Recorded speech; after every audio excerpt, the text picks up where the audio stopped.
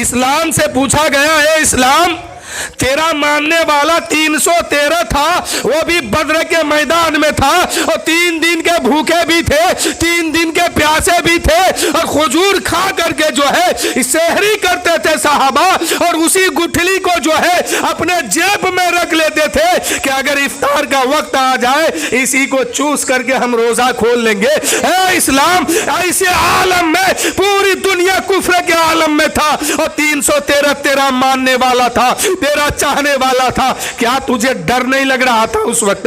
کیا تجھے خوف نہیں تھا کہ اگر یہ 313 ختم ہو گئے تو تیرا ماننے والا کون ہوگا, تیرا چاہنے والا کون ہوگا؟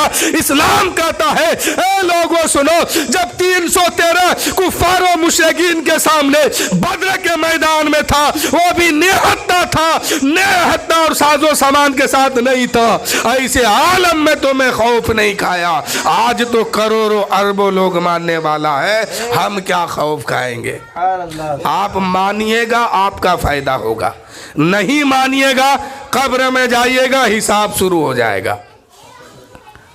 قبر میں جانے کے بعد حساب شروع ہو جائے گا. آقا فرماتے ہیں نماز میری آنکھ کی ٹھنڈک ہے. ہم میلاد میں آ کر کے خوب تو کہہ دیتے ہیں اسلام زندہ باد, اسلام زندہ باد. کیا ہمارے گھر میں اسلام زندہ باد ہے؟ اگر ہے تو پھر آپ کے گھر کی عورتوں میں برقع کہاں ہے؟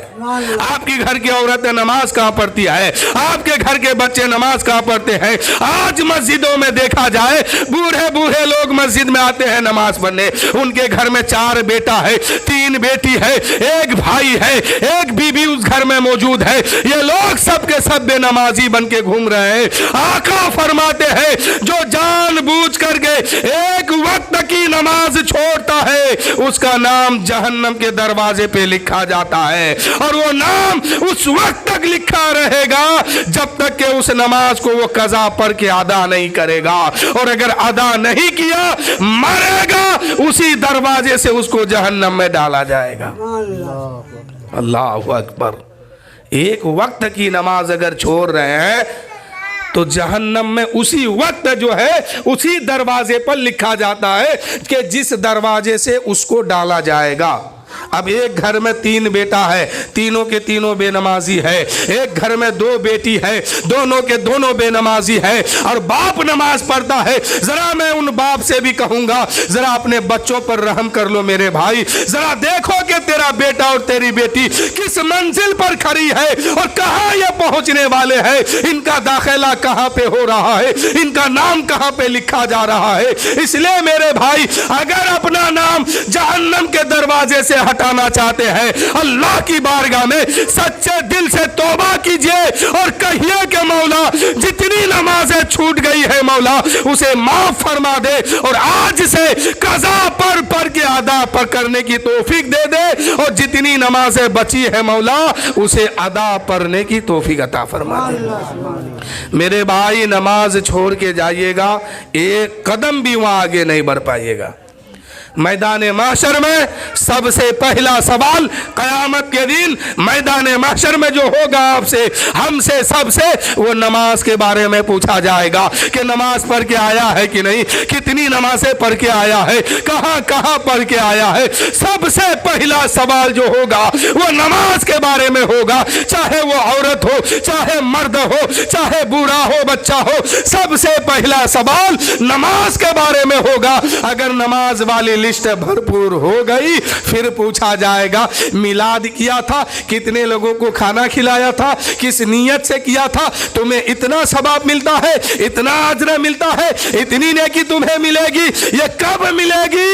جب نماز والی لسٹ بھرپور ہو جائے گی تب ملے گی. اور اگر نماز والی لسٹ خالی ہو گئی تو پھر وہاں کوئی بچانے والا نہیں ہوگا اور باقی کسی کا اجر بھی نہیں ملے گا. تو ہر حال میں نماز پڑھا کیجئے. مسلمان مردوں میں حد بلوغیت کو پار کرنے کے بعد موت کی آخری سانس تک کسی بھی صورت میں, کسی بھی حال میں مردوں پر نماز معاف نہیں ہے. نہیں پڑھیے گا, یہ آپ کا کام ہے, آپ جانیے. میرا کام حدیث آپ تک پہنچانا تھا, میں پہنچا دیا. एक आदमी अगर एक वक्त की नमाज छोड़ देता है जानबूझ करके, उसका नाम जो है जहन्नम के दरवाजे पे लिख दिया जाता है उसी वक्त। अब जो 20 साल की छोरा है, 30 साल की छोरा है, उसका नाम कितना बार लिखा गया होगा। और आका फरमाते हैं एक वक्त की नमाज छोड़ने का सजा यह है कि करोड़ों करोड़ों साल उसको जहन्नम में जलना होगा, कोई वहां बचाने नहीं जाएगा। इसलिए आप बहैसियत बाप आप खुद देखा कीजिए कि आपके बच्चे किधर जा रहे हैं, किस रास्ते पे खड़े हैं। मिसाल के तौर पर आप बाप बने हैं, आपका एकलौता बेटा है, अगर रात के 2 बजे इसके पेट में दर्द हो और बाहर मौसम खराब हो, आंधी चल रही हो, तूफान चल रहा हो, ऐसे आलम में बारिश भी हो रही हो और एकलौता बेटे के पेट में अगर आपका दर्द हो जाए 2 बजे रात, तो आप क्या कीजिएगा? उसी हाल में, उसी आंधी में, उसी तूफान में, उसी बारिश में, उसी रात के अंधेरे में घर से बाहर निकलिएगा कि किसी तरह हम अपने बेटे को दवाई दे दे ताकि ये सुकून की नींद ले सके, है ना।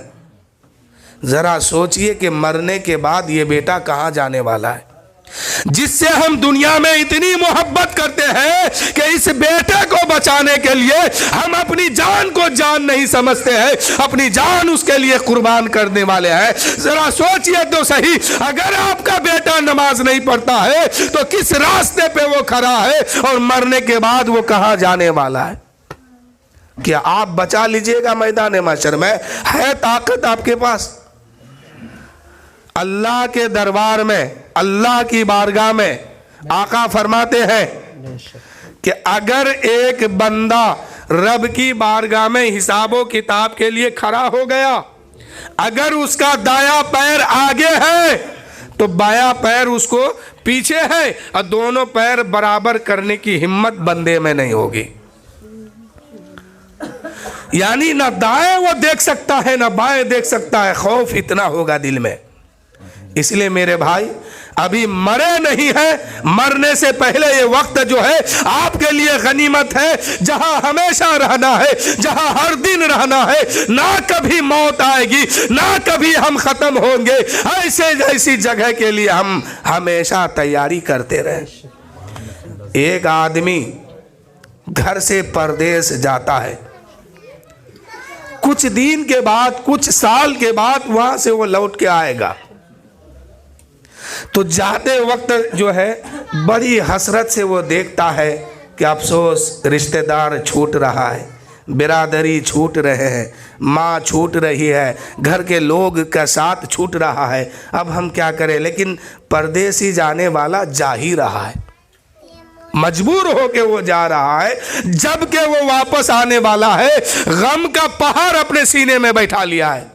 लेकिन मेरे दोस्तों, एक परदेश हम लोग भी जाने वाले हैं जहां से कभी वापस नहीं आने वाले हैं, जहां से कभी वापस नहीं आने वाले हैं। उस घड़ी की तैयारी कीजिए कि ना जहां माँ काम आएगी, ना बाप काम आएगा, ना कोई रिश्तेदार मुझे बचाएंगे, अकेले तन्हा रहना है, एक मुद्दत तक कब्र के अंदर रहना है। उसी जगह की हम तलाश करें, उसी जगह की हम फिक्र करें, फिर हमें कब्र से मैदान महशर में लाया जाएगा, वहां हिसाब होगा। एक तबका जन्नत में जाएगा, एक तबका जहन्नम में जाएगा। जहन्नम में जाने वाले में कुछ मुसलमान भी होंगे।